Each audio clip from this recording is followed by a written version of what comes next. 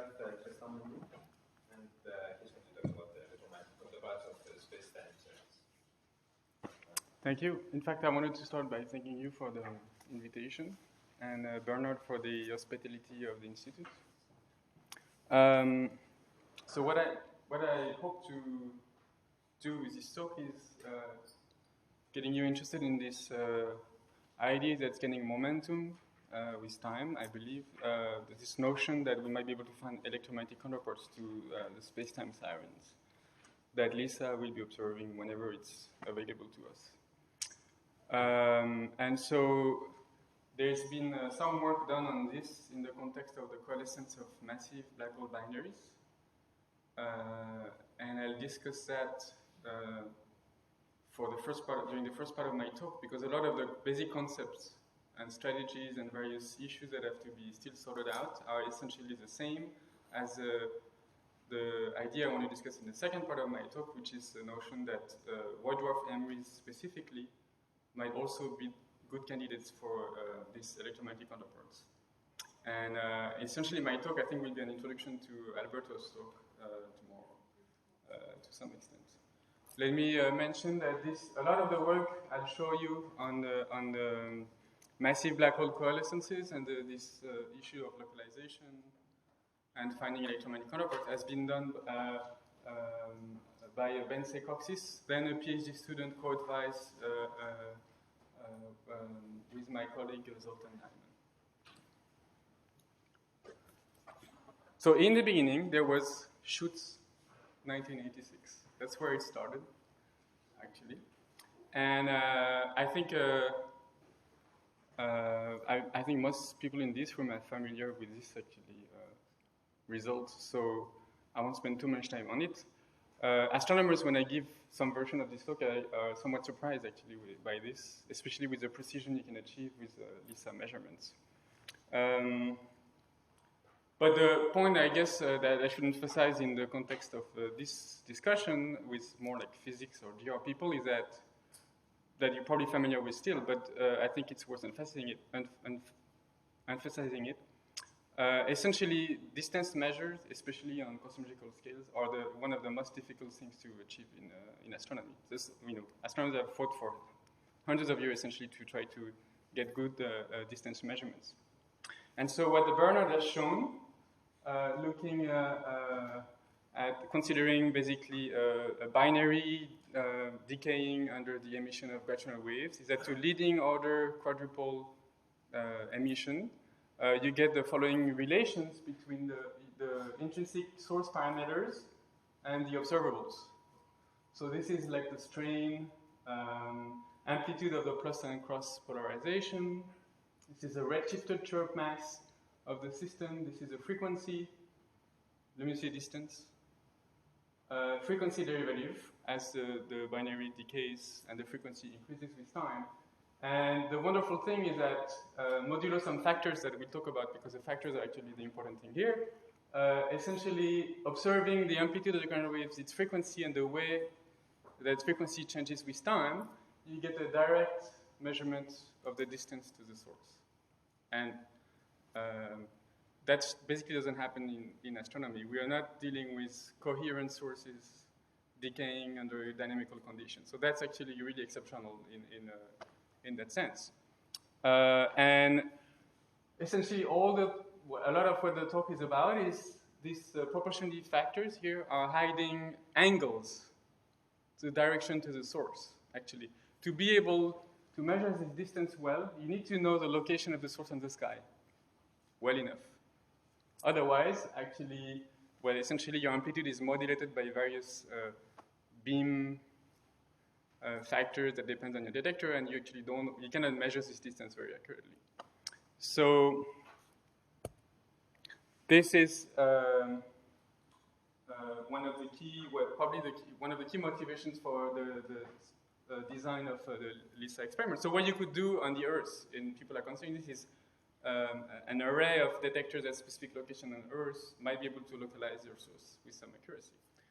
The way you can achieve this with LISA, you're all very familiar with this, is the orbital motion of the constellation itself around the sun. And so effectively, what you're considering for the moment is this like two massive black holes decaying under the emission of gravitational waves, and they have a fixed position in the sky, and you modulate this gravitational wave signal that you know to a very high accuracy from GR. You know the signal very well, and you modulate this signal as a constellation orbits around the sun, and effectively embedded in the signal that you detect, there is some information on the location of the source. So you can use this word triangulate in a very, very loose way. And in fact, the first person to calculate these typical errors on the sky for these sources was Kurt, sitting here, in '98. And then Alberto Vecchio also showed that actually if you include some spin effect, you can actually get better, improved errors in some cases.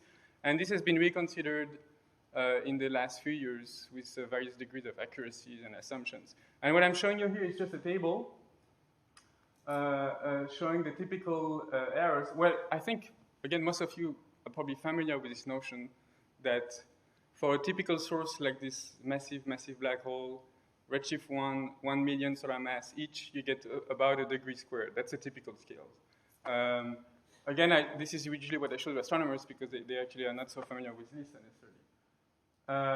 But depending on details of the source, you can get some very good sources that can be significantly less than a degree squared, and some not so great sources that you don't observe for very long, for instance, and you get degraded errors. So there's a range of possibilities. So to summarize this point, that LISA was designed. Well, in the design of LISA was included this notion that you would want to localize the source to a degree squared, which allows you to measure, that's good enough to measure a limited distance, this is delta DL over DL, to a fraction of a percent. That's part of the design. And so that's great, you get a limited distance, but one of the things that plagues you in general relativity, to some extent, is the fact that because of the equivalence between mass and time or frequency, all mass combinations are redshifted. So effectively, whatever you do with a gravitational wave signal, you actually don't get the redshift out of this game. You get the distance, but you don't get the redshift. And that's one of the things we're gonna come back to in a moment. So you'll know. This is basically where the game was, maybe 98 or 2004, I think. And in the last few years, there's been a lot of attention has been given to this problem. And basically, the idea, the question that's been asked is, given that you know these two massive black holes are in the process of coalescing or have coalesced in that direction in the sky, we believe we know that this is a result of the merger of two galaxies, so there should be a remnant galactic merger there, sitting there where these two black holes have coalesced. Can you use that directional information not to get the Menou distance? Well, you certainly will do that, but can you also use that information to find that one galaxy in the sky where the two black holes have coalesced? And if you find that galaxy, one of the things you can do, well, there's a number of things you can do, but one of the things you can do is take a spectrum and get the redshift. And so we'll come back to that in a moment. And the difficulty here, I think, is, well, the way I like to illustrate is the following. This is a Hubble deep field, 3 arc-minutes squared. You have to tile 1,000 of these fields to get 1 degree squared. And well, I don't know if you can see very well. There's a lot of faint points here. But this is about estimated 10,000 galaxies over a large range of redshift. Then you have to tile 1,000 of these fields. And then you're asking, this is information I have. Can you find the one galaxy where my two black holes have coalesced, right? And given the rates, there's only one of these galaxies where this has happened. Okay, and so the answer is no. Well, a priori, it seems to be very difficult. And the two notions that I think have been brought in the last few years into context to try to actually address, well, reconsider this question are, one is that because you know the distance so accurately, you can, and you know cosmology so well, from, let's say, WMAP, SDSS, Planck, whatever, this distance measurements can be translated into a redshift window a redshift slice in which this system must be located. So, this is a large amount of redshift. Probably you get redshift 3, 3.5 galaxies in there, right? And you get the luminosity distance to a few percent. You can translate that to redshift slice to a few percent as well, typically. So a lot of the galaxies in that field, you can cut and say, oh, they're too close or too far already. That's one of the elements that you can use to try to pin down which galaxy, in which galaxies two black holes have coalesced. And the second thing that we've been considering in a much more detail in the last few years is to use time dependence of the signal. And the notion here is that from the Gaussian wave signal itself, you actually know when the two black holes are coalescing to very high accuracy. And some people in this room probably know that number better than I do typically. But you know when these black holes coalesce. And so the question, just from receiving this Gaussian wave signal, the question is, if there is a prompt electromagnetic counterpart, and I'll get into the business of why we might expect such a counterpart, then you might see a flash in one of these galaxies that on which you can actually already pre-sample this redshift slice. So the point I'm trying to make here is that there are ways of trying to improve our strategies and try to find the one counterpart that we're looking for. And presumably, because of this time information, if there is a prompt electromagnetic counterpart to the coalescence of these two black holes, that probably happens only in one of these galaxies. Well, you can use a time coincidence and space coincidence, basically, to try to pin down one of these galaxies as a likely location of the merger. Why might we expect an electromagnetic counterpart? There is a fair amount of work that has been done on this in the last few years. I will go through that rather quickly because it's not exactly what is of interest to us here, the white dwarf MRIs. But just to give you a notion, these are extremely energetic events, 10 to the 58 ergs in hundreds of seconds. And we believe there should be gas around the two black holes, and we know at least of two good ways to couple the release of gravitational energy, all these 10 to the 58 ergs, to the environment, gaseous environment of the black hole.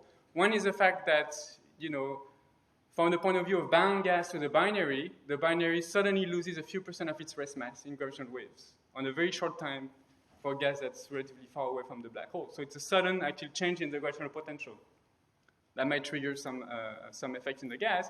And the second one that's been looked at in a fair amount of detail, and it still be looked at, is actually some of that energy goes into recoiling your black hole into its gaseous environment.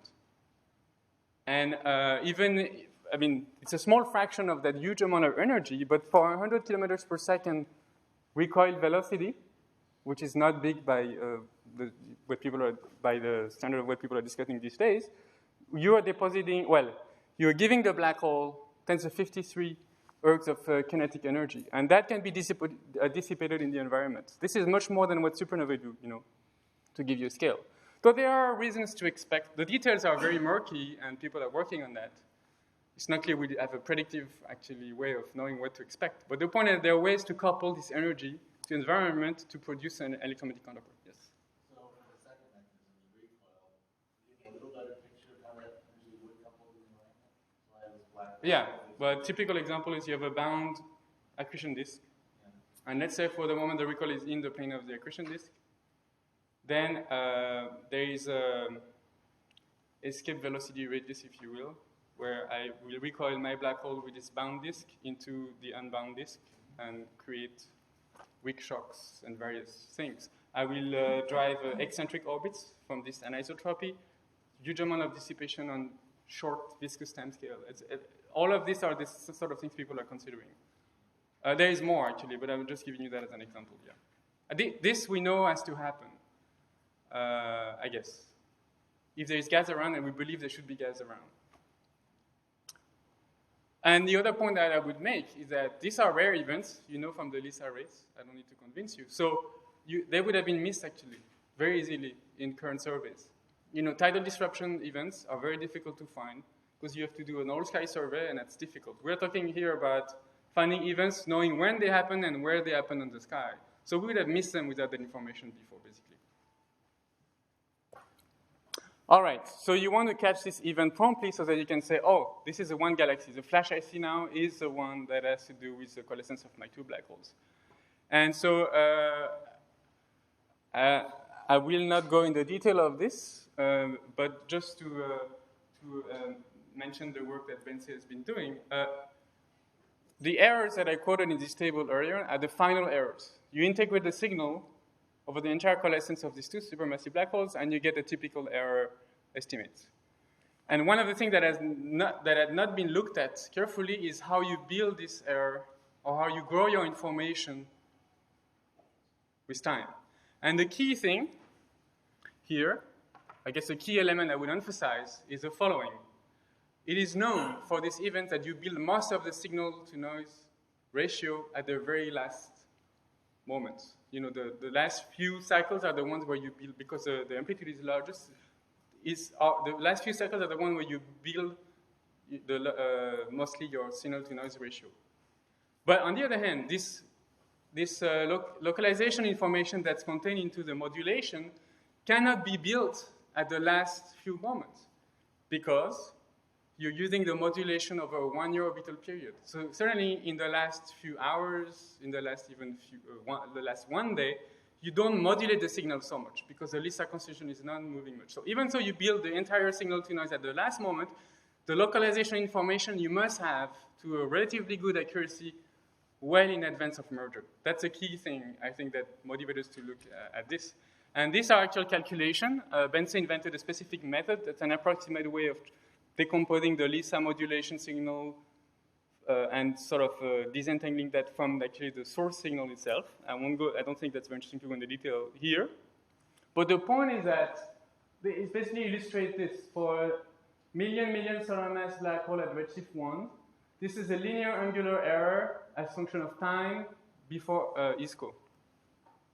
And so you see that actually, well, basically that's how the linear size of your error on the sky for the localization shrinks as function of time as you approach final coalescence. And the point that even though you build a lot of the signal-to-noise ratio here, the information about the localization, you already have days, even maybe weeks in advance, to relatively good accuracy. Okay, that's basically the quantitative equivalent of what I just said qualitatively before. And so that's great. That's great for astronomers, because what we're talking about essentially now is for a number of events, Lisa, well, assuming you can process the data and everything, there is interesting issues of data processing there, but assuming you have this signal, you treat it, you'll be able to use what typically astronomers use, like IU circulars. The Lisa team or whatever will be able to send an email to astronomers saying, in 2 weeks from now, in that region of the sky, two black holes of this mass and this mass will coalesce, and here's the precision on the timing, which might be hours or even minutes in some cases. I guess this has not been fully worked out, actually, the exact precision. But it's not very important. The point is that, in the night of Tuesday in 2 weeks, there will be a coalescence, but you know that 2 weeks before. So in fact, it gives enough time for astronomers to look at the area and just try to cut down on potential counterparts. So there are issues of strategies for astronomers to try to optimize their way of searching this one galaxy where a flash might happen. And that's basically what we've been looking at over the last few years. And the point I'll make here, which is obvious to astronomers, but not necessarily to people in this room, is that this matches very well the current interest of astronomers. Astronomers have looked at the sky in about every single window of the electromagnetic spectrum. There are a few exceptions, hard X-rays and various, but essentially we've looked at everything we can look at. And the last frontier, if you will, in astronomy that will be addressed over the next decade and beyond is what they call a time domain. We actually know relatively little about time variability of the sky. It's actually impressive how little we know about. I mean, I guess Paczynski has been one of the main advocates of this notion that this has to be filled, the time domain. And indeed, people are planning ambitious time domain experiments, if you will. So a specific example here is LSST. This is like this 8-meter class telescope that will basically do an all-sky survey to 24th magnitude. It's actually very faint sources. Every 3 days, every 3 nights, basically. So you can have actually this time-dependent information in principle. This is just to illustrate actually that this time-constrained observations matches well current astronomical interests. Let me go back here for a moment. This tick mark here is actually the linear size of an equivalent 10 degree squared field of view. Also something that matches well current astronomical interest, which is built wide field of view telescope, actually. And LSST is such an instrument with a 10 degree squared field of view. So clearly, the idea here is that the typical error you get is 1 degree squared from LISA, final. But you get that days to weeks in advance, and that's below the typical field of view of one of these telescopes. So the point is that you might use one of these telescopes to look at the area when the coalescence occurs. Maybe before, to actually do a survey or whatever. So that's basically illustrated that you might actually get this, in this case, like a couple of weeks before, maybe 3 weeks before the coalescence. So you can do that in principle. Oh, I have JDEM here. I don't know how many of you are familiar with this. This is a joint dark energy mission. It's a vague concept from NASA that will be refined over time.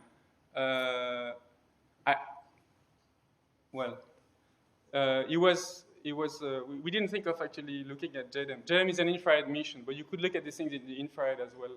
This is also a wide field instrument. But I think the suggestion to use JDEM to do this was given to us. Well, I heard it from one of the members of Beyond Einstein, actually, task force, which is this thing that's trying to prioritize dark energy, LISA, and connect. So they actually have. Well, it's interesting. They have actually paid attention to this notion that there is a synergy between various things, between LISA and other concepts that are being considered by astronomers. So one of the things that we were able to do with this specific method that Bense invented, this basically it's looking at the problem in Fourier space, essentially, is what he has done. You can separate the fast frequencies from the low frequency of the orbital modulation. That's basically the idea. And that allows you to compute things much more approximately, but much more efficiently. So we surveyed the parameter space. What I showed you here is that for a million solar mass black hole redshift 1, the error drops below the field of view of LSST weeks before. But what if I change the masses? What if I change the redshift? This is also worst typical best here has to do mostly with location in the sky. They're not all equivalent because you change the polarization of the signal. So you would want to survey this big parameter space of time plus intrinsic source parameters and just know the typical errors. And this is actually the result of this calculation. I'll just show you just discuss the typical source here. Well, maybe mention this. These are contours of days in a total mass plane, redshift plane for isotropically distributed sources, so as function of redshift, and the typical number of days in advance, the size of this ellipse, actually I didn't say it's particularly an ellipse. The size of this ellipse shrinks below, the major axis of this ellipse shrinks below the 10 degree square of LSST.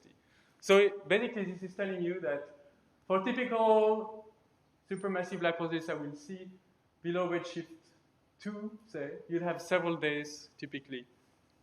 Well, maybe you should say redshift 1.5. You'll have several days in advance. And some of the best sources, depending on their locations on the sky, you might go to higher redshift or have 2 weeks in advance out to redshift 2. That's basically a full survey of this parameter space. I should say that when we go below 10 days or few days here, actually the methods, things can improve significantly because of spin effects, which are not included actually in this.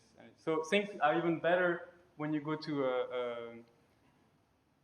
just a few days or even hours before the coalescence.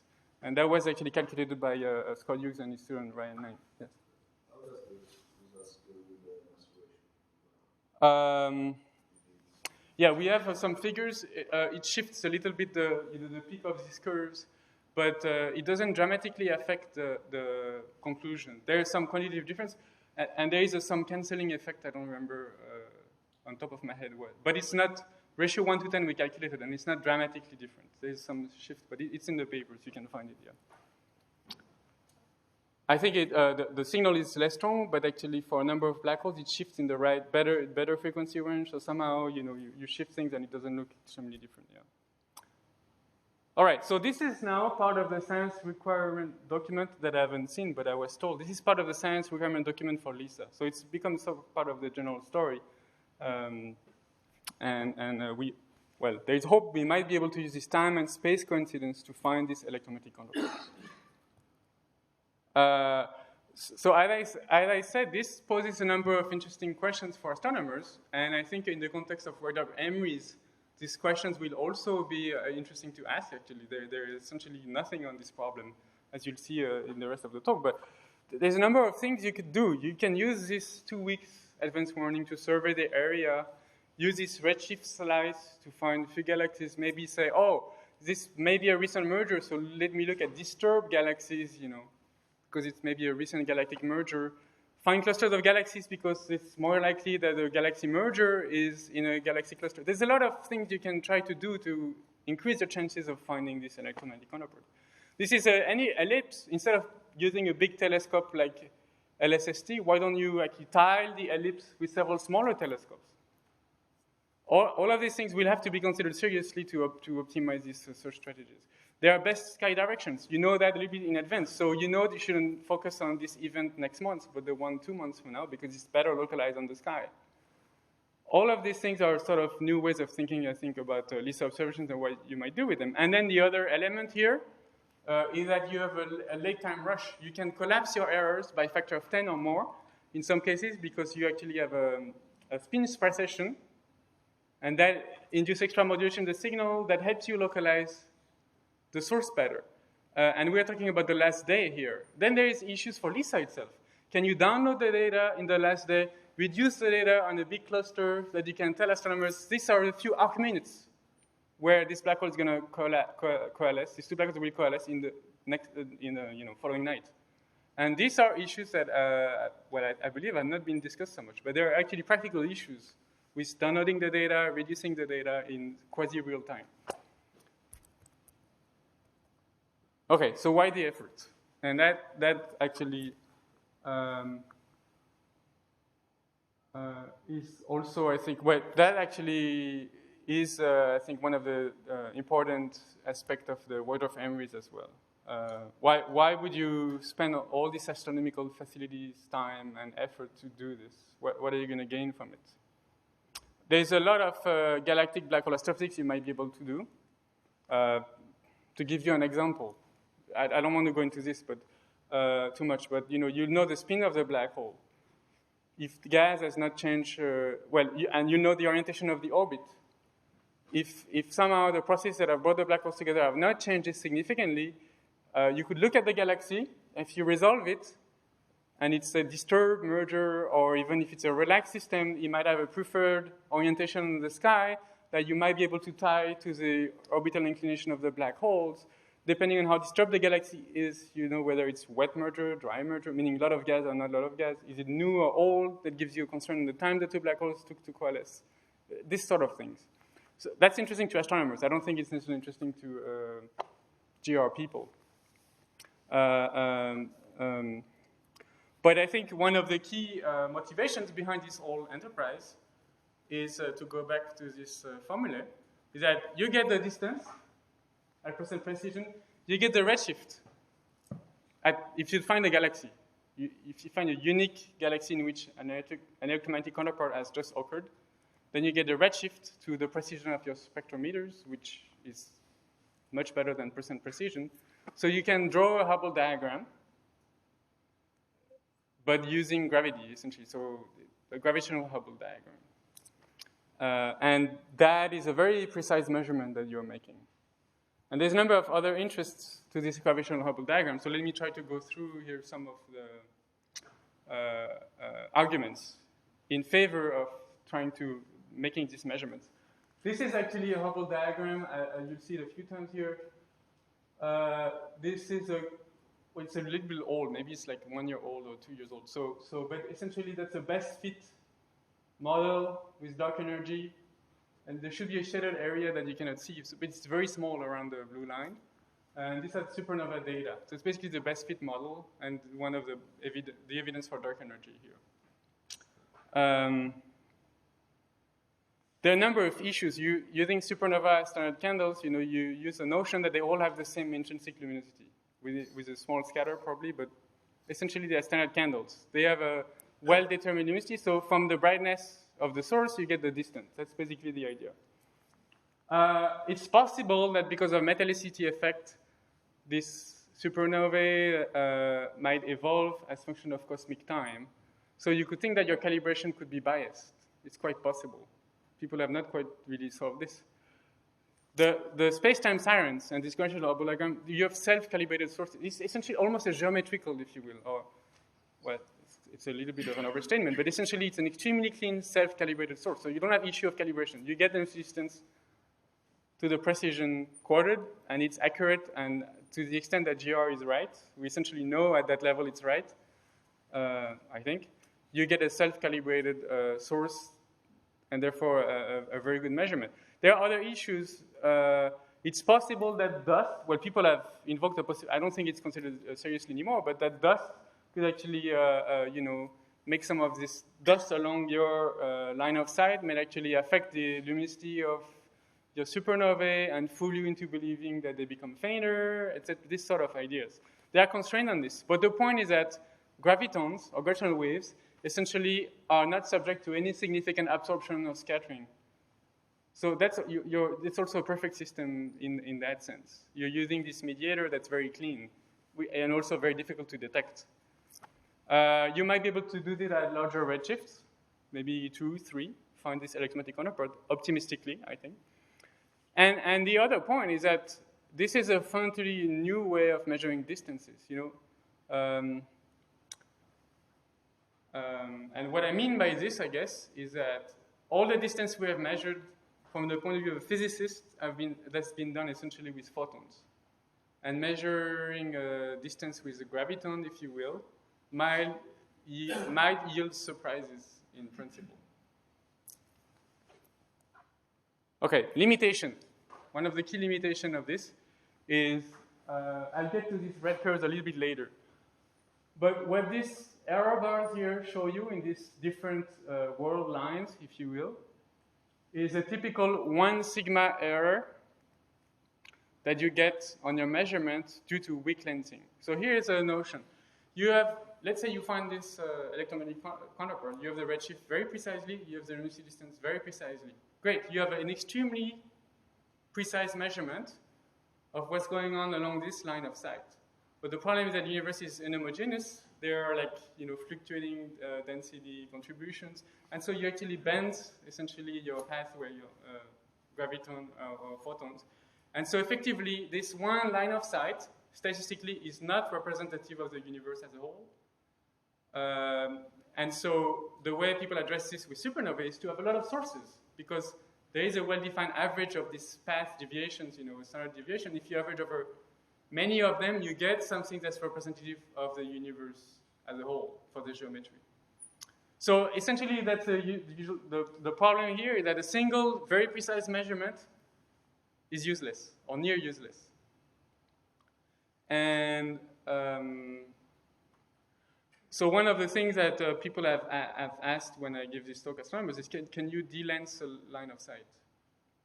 Because if so can you actually look at the structures along the line of sight and remove the lensing contribution? Everybody who has looked at this so far, it looks extremely difficult to do in practice, because there is contribution from small mass scales that are very difficult to see, actually. So it looks pretty hopeless. You can reduce by a factor of 2, 3 the error, maybe, but these error bars are so huge compared to the intrinsic luminosity distance error you get from LISA that you have to improve by orders of magnitude, 1 or 2. So and this is 1 sigma. You have to multiply by 3 to get 3 sigma for one measurement.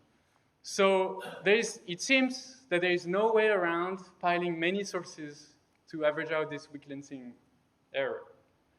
And given current rate estimate, and the fact that to draw such a diagram, you have to find the electromagnetic counterpart of each of these black holes, it looks very difficult.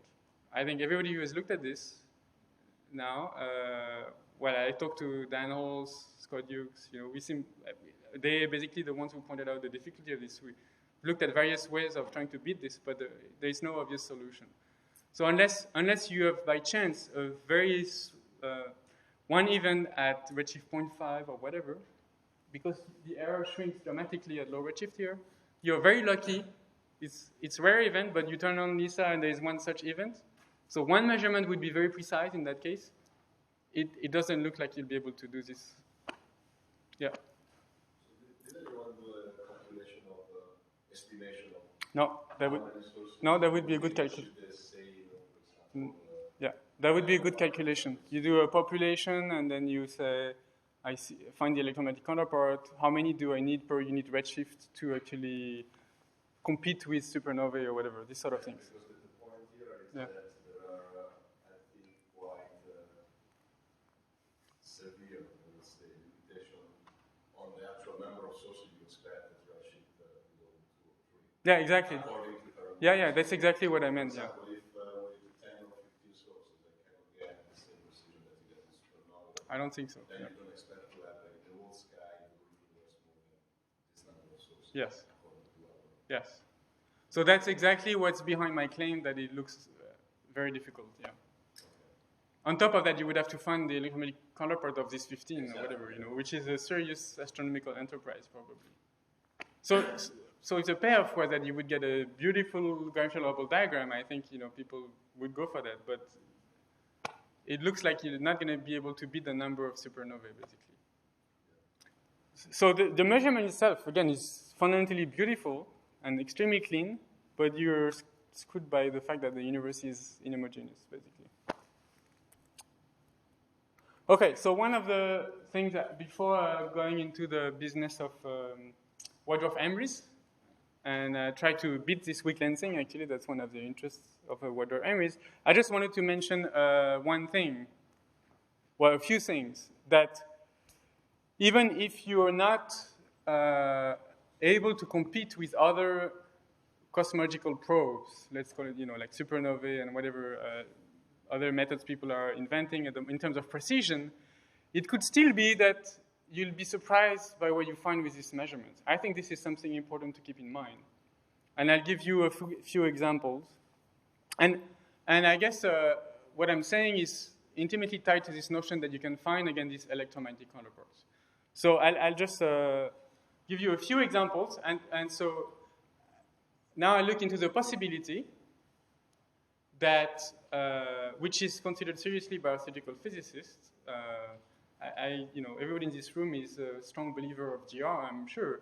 But the point is that because of this dark energy business, in theoretical physics, people have been looking at scenarios in which actually GR might fail us on large cosmological scales. And if GR fails us on large cosmological scales, if dark energy is some manifestation of something else on large scales, these sources might be great to see signatures directly with gravity, essentially. That's the idea. So one example is the following. Let's say two black holes coalesce, there is gas, you shock the gas, there is an electromagnetic counterpart. Let's say you give a mass to your gravitons, which is very difficult to do actually theoretically, but let's say you do that. Then if the source is far enough away, you know that causally the gravitational wave signal that is carried by the gravitons is what causes the gas perturbation. So causally, your gravitons must arrive before your photons. But let's say they arrive the photons arrive somewhat before the gravitons. Then you know that your speed of propagation of gravitational waves is not the speed of light. Something is wrong. That's a very simple example of what you might be able to find by tying an electromagnetic signal to a gravitational wave signal. Another example I wanted to give you, I'm playing this game, like Melvin showed us his citation thing. So it's just another example of sort of deviations you might expect. And just take this as a simple example. This is a citation for a paper from 2000, the so-called DGP model. This is Dvali, Gebadadze, Parati are the authors. And well, the first thing is that clearly there is an error here. But the second thing I want to actually, make you realize if you're not aware of this, is that this is an extremely influential model. by any standard. It's on its way to be one of the most cited papers in physics. And the notion here is simply that gravity on large scales is not 4-dimensional but 5-dimensional. And this is actually essentially a consistent model that has been built. One of the solutions, cosmological solution, has problems, there are a number of issues, but the point is that it's been very influential in cosmology and theoretical physics as a way of modifying GR in the infrared, so that's what I mean by infrared gravity, on large scales. And it's just piling up 200 citations a year now. All right, and the idea here is that essentially, in a nutshell, gravitons operate in an extra dimension on large scale. So that's sort of the opposite of this small scale extra dimension business. And if that happens, one of the things that would happen from the point of view of your standard sirens here is that you have a gravitational wave signal propagating, and after propagation over a typical scales where gravity starts to effectively operate in an extra dimension, you will start losing some energy, some flux from the gravitational waves in this extra-dimensional space. Oh, I should mention, this was invented to try to explain dark energy, actually accelerated expansion from a weakening of gravity on large scale, essentially. So that's one of the things people are looking at. And again, it's extremely influential. So one of the things that we pointed out in this paper is that if you start leaking gravitons in the extra dimension, then your source will appear fainter than it is, truly, on your assumption that you live in a 4-dimensional GR, okay? And so if you were to plot one of these Hubble diagrams, and what we have done here is just a purely energetic conservation. You say, beyond a scale where I operate in 5 dimensions, I don't have a hypersphere in 3Ds, if you will, well, in 4Ds. I use 5Ds for the propagation of my gravitational wave. So it's a simple energy scaling. You start actually operating in an extra dimension. You can do the scaling for the rate of decay of the amplitude of gravitational waves with one extra dimension, essentially. And if you do the simplest thing, you find that essentially a gravitational Hubble diagram might qualitatively deviate from an electromagnetic Hubble diagram. So this is, again, one example of the sort of things you might be able to tell from using gravity to draw a Hubble diagram. You might be surprised.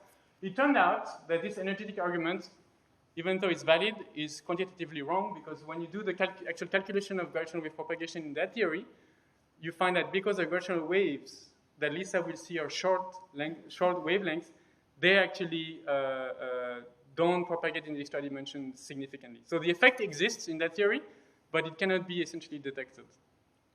But I'm trying to use that as an example of the sort of deviation from GR that people are looking at in theoretical physics.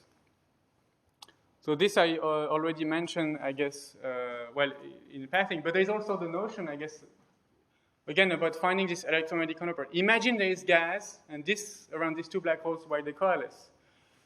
To a leading order, you have a quadrupolar potential perturbation to the disk.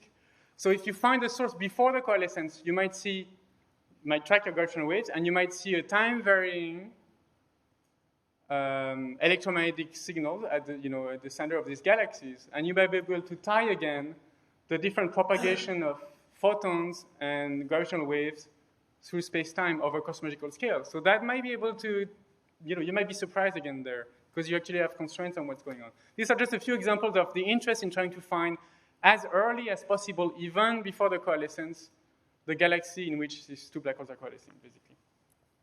All right, so that's it for the big black holes, and I'll finish with the white dwarf MRIs. So earlier this year, I posted a paper on the archive, basically outlining the notion that white dwarf MRIs might have counterpart, and you might use them for precision cosmology. Essentially, the few arguments I'll show in my slides. And Alberto, a few months later, posted a paper looking in more detail at a number of things like event rates, the conditions for tidal disruptions, and maybe some properties of the electromagnetic counterparts as well. So he's going to tell us about this tomorrow. But let me develop this argument that I have in the preprint for you. So that goes back again to a paper of Barak and Cutler in 2004, where they showed that I'm not being entirely fair here. They showed that actually 10 solar mass black hole going into, I believe, 1 million solar mass black hole can be localized at 1 gigaparsec distance to within a few square degrees. And so you would want to redo that for MRIs, actually, and I believe some people in this room actually have some interest in doing this. But the point is that the typical scale, so now I'm going to be looking specifically at white dwarfs, which is not going to be 10 solar masses, but more like 1 solar mass, or maybe even a bit less typically. So the signal is going to be less good, so the localization error might be 10 square degrees. I don't know, this has to be calculated. The point... Oh, okay, so maybe I took that, yeah, okay. So maybe it's going to be 0.5. The other thing that's going to happen is that I want to focus on maybe somewhat lower mass central black hole than 1 million, for the reason I'll tell you in a moment. Even, that's not entirely clear. The point is that the signal is going to be somewhat less strong than what you guys looked at, I think. But at 1 gigaparsec distance, you might expect a few square degrees to maybe 10 square degrees. So again, this is within the reach of astronomers, astronomically interesting location on the sky. You might hope to have several per year. And what I mean several specifically with white dwarfs, falling into 1 million solar mass black hole or less than 1 million solar mass black hole. And this has to be worked out. And why am I focusing on white dwarfs and why on smaller mass black hole? Is because of what I call later finite size effects. If you drop a neutron star or stellar mass black hole into central massive black holes, nothing will happen probably electromagnetically. Because for all purposes, the neutron star is going to fly. Well, the black hole is obvious, it's just gravity.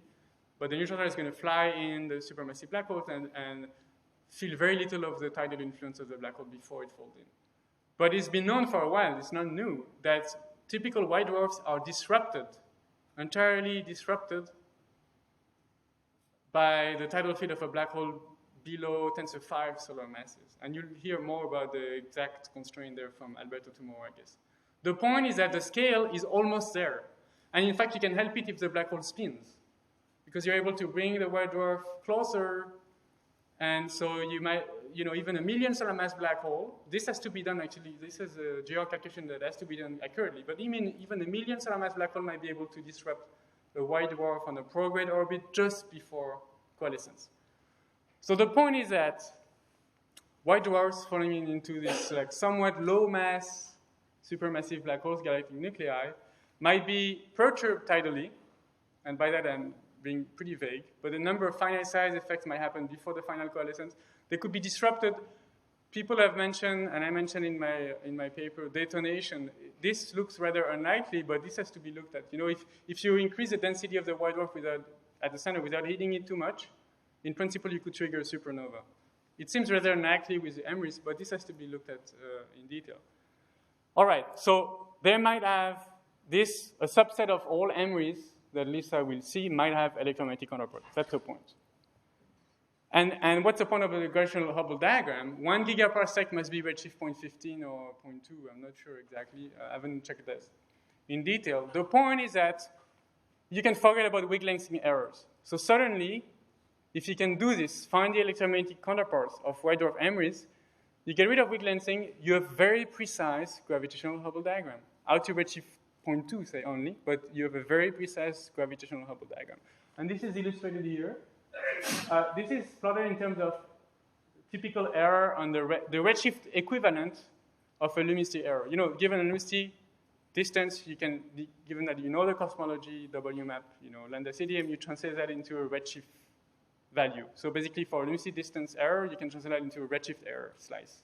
Okay, so it's a little bit convolved, but the point is that if you look at redshift 2, 3, what I was discussing before, this is the intrinsic error on the luminosity distance or redshift. Let's say luminosity distance, not to confuse you, that Lisa provides you for a typical event here, and is dominated by weak lengthening by far. That's the point. This is logarithmic scale here. So this is this error bar I showed you on these red curves. But if you go to redshift below, let's say 0.2, essentially weak lengthening is not your dominant. Well, the weak lengthening disappears, essentially, because you don't have enough matter along your line of sight to have any significant weak lengthening effect. And so peculiar velocity of your galaxy is what actually will matter the most. So you still have some bottom floor for your errors, but now we are talking about very small errors. So the point of this diagram is that if you can do this, if you can succeed with this program of finding the counterparts of white dwarf MRIs, you can plot very accurate gravitational Hubble diagrams. You will not get to dark energy with this, because redshift 0.2 gigaparsec scales, you get the local Hubble flow, but you don't get to significant dark energy constraints. So you cannot, again, you will not be able to do dark energy science with this. One of the things you might be able to do, though, and I have that here, people are now considering the possibility that we live in a gigaparsec size void in the universe. So there's an underdensity, and you can, and so essentially you don't need dark energy because actually it appears to you things are accelerating, but it's just because you live in a somewhat underdense region of the universe. And it's rather fine-tuned. It goes against the Copernican principle, but you would want to be able to test that observationally if you could. And people have shown in this paper, they were arguing this with supernovae, is that essentially the precise Hubble diagrams with supernovae can test this hypothesis. And basically, I think it's because the Hubble flow will deviate from what you would have in a dark energy model because of this underdensity still. So with a precise Hubble diagram like this, you might be able to say, oh, yes, we live in a void, or we don't. And therefore, you really have dark energy, or you actually got screwed by the anti-Copernican realization. Sorry, so now we're actually explaining the apparent dark energy. Yeah, it can do it.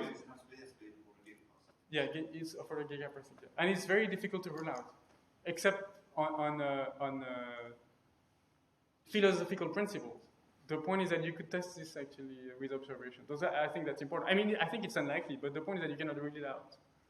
So there is at least that usefulness to this. And I guess the other thing, that if you were to have this very precise gravitational Hubble diagram, that would be able to, that would help the whole supernova enterprise and other enterprises in actually pinning down that low redshift diagram and its extension, and help you with its extension at the high redshift.